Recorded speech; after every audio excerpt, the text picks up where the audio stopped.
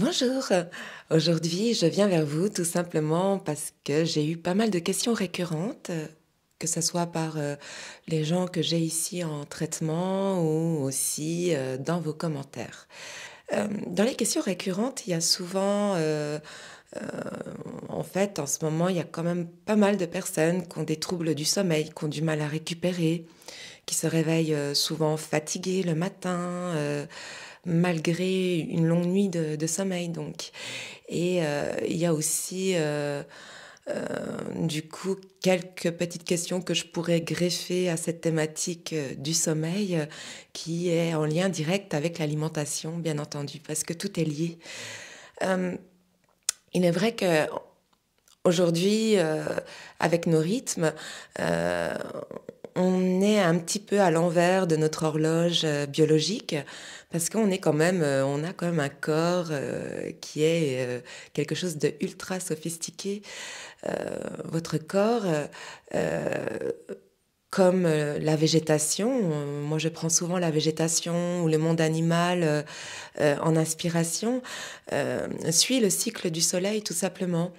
Et on a des capteurs sur notre peau, sur pas mal d'autres endroits, euh, qui sont là pour nous dire, ben, il fait jour, il fait nuit, il fait jour, ben, réveille-toi, wake up, il fait nuit, il est temps d'aller au dodo. Et du coup, comme on vit de plus en plus la nuit, on sollicite beaucoup de lumière, je dirais, artificielle, même si maintenant on a des... Enfin, on a quand même des lumières super sophistiquées qui émettent la luminosité du soleil aussi à la maison, euh, qui rend quand même le tout assez agréable. Mais je dirais que c'est pas parce que c'est proche de la lumière naturelle que ça va vous aider à dormir. Au contraire, c'est plutôt agréable pour vos yeux, comme ces fameux filtres qu'on utilise sur les écrans d'ordinateur ou sur les portables. Euh, ces caches sont là surtout pour diminuer la lumière bleue qui a tendance à fatiguer surtout les yeux et donc qui va vous créer plutôt des migraines, des mal de tête, des sinusites même par moment. Mais en aucun cas ça influe sur la luminosité qui vous empêche justement de dormir. C'est pour ça que je vous conseille quand même de vous éloigner de vos écrans. Normalement, idéalement, ça serait 2 heures avant d'aller se coucher, mais c'est impossible parce qu'on est tous quand même plus ou moins addicts à ces petits écrans. Mais je dirais au moins une heure. Ou alors, privilégier plutôt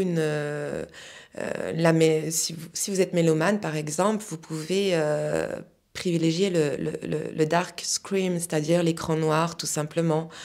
Euh, Moi, des fois, j'aime bien suivre une conférence où je suis assez mélomane aussi, j'écoute pas mal de musique.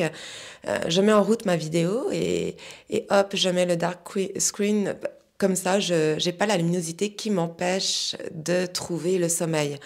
Parce qu'en fait, cette lumière va stimuler mon corps et mon corps va croire qu'il fait encore jour et du coup, il va produire les hormones d'éveil au lieu de produire les hormones de sommeil. Pardon, je bafouille. Donc, privilégier l'écran sombre. Il y a aussi un fait qu'on oublie souvent. Bon, il y a beaucoup de gens qui s'endorment aussi devant la télé. Bon, pourquoi pas? À la rigueur, la luminosité de la télé est un peu moins prononcée que la luminosité d'un écran, pourquoi pas? Mais la problématique va être le volume. Le volume, si vous regardez un film ou un film d'action et puis que vous avez un petit coup de mitraillette qui arrive, hop, voilà, un petit sursaut, alors que vous étiez en plein sommeil profond, bah, ça va saccader le sommeil forcément et et du coup ça va perturber votre cycle du sommeil. Le cycle de sommeil est sur 4 phases et, euh, et, et donc il y a 3 phases, il y a 2 phases pardon qui sont nécessaires avant d'atteindre le sommeil profond et puis la quatrième phase est l'intermédiaire avant le réveil tout simplement. Donc si on est réveillé, si on est perturbé avant la phase profonde du sommeil, ben forcément, on va pas l'atteindre et du coup, le corps ne va pas se régénérer. Vous aurez dormi, mais ça sera un sommeil presque artificiel, je dirais. et le sommeil ne sera pas efficace. Le sommeil est là pour réparer les tissus, les tendons, les ligaments, même refaire le système osseux pour certaines personnes. Et du coup, si on n'a pas atteint ce sommeil profond avec une durée quand même assez importante. Il y a des gens qui n'ont pas besoin de beaucoup d'heures de sommeil, oui, mais quand même, le sommeil est là pour réparer le corps. Et si on n'a pas ce sommeil, ben forcément, on va faire du sport, on va se blesser plus facilement que quelqu'un qui a un sommeil équilibré. Euh, on va avoir des douleurs corporelles, on va les mettre sous le fait que ah, c'est ma posture au travail, je porte mal les objets. Maintenant, en fait, on a un corps qui est fait pour s'adapter justement à ces contraintes physiques qui sont là quotidiennement. Donc le sommeil est quand même là pour renforcer le corps, pour que vous puissiez justement avoir des mauvaises postures, faire des efforts sans vous blesser tout simplement. Il y a aussi un deuxième fait, c'est que si on se réveille fatigué malgré qu'on ait un sommeil profond, c'est qu'il y a forcément un souci de carence. Euh, Quand je vous parle de carence, je vous parle pas de fer, de choses comme ça. Je vous parle tout simplement de sels minéraux. Ça, c'est quelque chose qu'on oublie bien souvent. Euh, Par exemple, dans notre quotidien, on est amené, que ce soit par l'effort physique ou par le stress, on transpire. Euh, et à partir du moment qu'on transpire, on élimine des sels minéraux.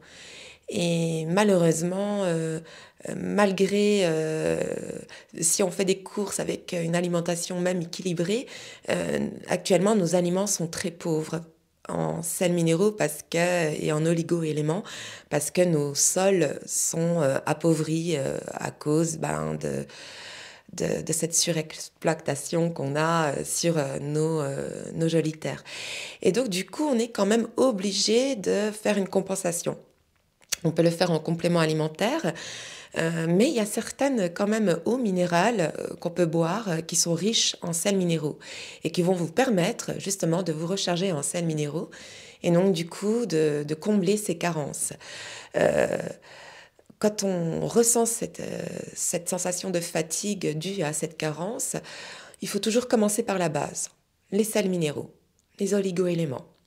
Après, si on voit qu'il n'y a pas d'amélioration, il est peut-être intéressant aussi de faire un petit bilan sanguin pour voir si effectivement on a d'autres carences. Et là, on peut peut-être se diriger sur le fer, qui est assez fréquent en général. Mais il y a aussi le silicium qui est là normalement dans nos sols et qu'on trouve de moins en moins. Les légumes sont beaucoup moins riches en silicium actuellement qu'à l'époque de vos parents, par exemple. Donc du coup, le silicium, par exemple, c'est quelque chose d'essentiel pour notre système osseux. C'est ce qui va éviter certaines maladies articulaires, même qui va éviter des maladies dégénérescence comme Parkinson, Alzheimer, etc. Parce que le silicium aussi a une faculté, c'est très innovateur actuellement, qui a aussi une faculté d'éliminer tout ce qui est métaux lourds, pardon, décidément.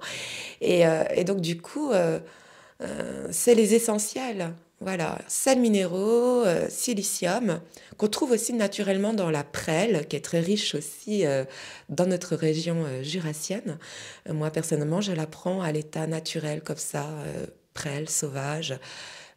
C'est des feuilles que je fais sécher, que je mouline et que je mets dans une bouteille d'eau, tout simplement. Et je le bois de façon curative comme ça par moment quand j'ai un peu les articulations qui me travaillent.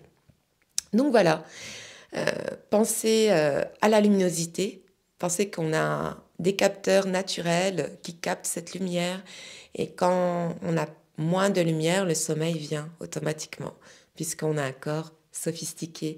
Pensez aux sels minéraux, aux oligo-éléments qui vont vous aider qui vont booster votre régénérescence dans votre sommeil profond. Donc, Et puis, bien sûr, une alimentation, plus ou moins équilibrée. Après, on n'est pas là non plus, pour avoir un rythme de militaire non plus, hein. Je veux dire, on a le droit de faire la fête de temps en temps, on a le droit de faire 2 3 petits excès, il y a pas de problème. Il faut quand même qu'on ait, aussi ce sentiment de joie qui enlève aussi, ce fameux stress, qu'on peut avoir qui peut aussi nous empêcher, de dormir, tout simplement. Après dans l'alimentation, pensez aussi, à, justement, prendre, tout le nécessaire que vous avez besoin dans votre quotidien. Réfléchissez aussi un peu sur, votre façon d'utiliser votre énergie en fait. Si vous êtes quelqu'un qui a besoin de beaucoup d'énergie, si vous avez beaucoup de masse musculaire, vous avez besoin de plus d'énergie qu'une personne qui a moins de masse musculaire. Logiquement, parce que votre corps est plus lourd, puisque la masse musculaire est plus lourde que la masse graisseuse. Donc forcément, vous avez besoin de plus de carburant. Après, il faut prendre des carburants riches en fibres, en protéines quand on fait vraiment beaucoup de sport.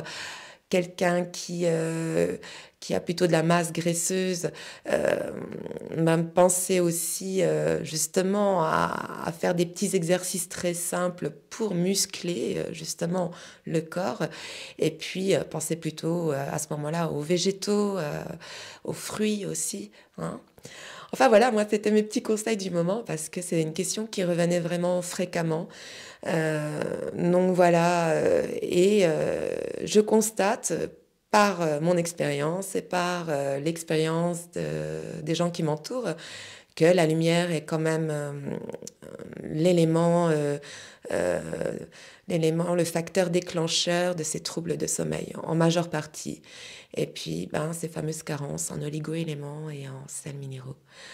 Voilà, c'était mes petites astuces du moment, mes petites réponses à vos questions. Alors, je suis très friande de vos questions. N'oubliez pas de m'en glisser 2 3 quand même dans les commentaires. J'adore vous lire dans nos commentaires. J'adore quand vous likez nos vidéos. J'adore quand vous vous abonnez aussi à nos vidéos. Et puis, je vous adore tout court. À tout bientôt.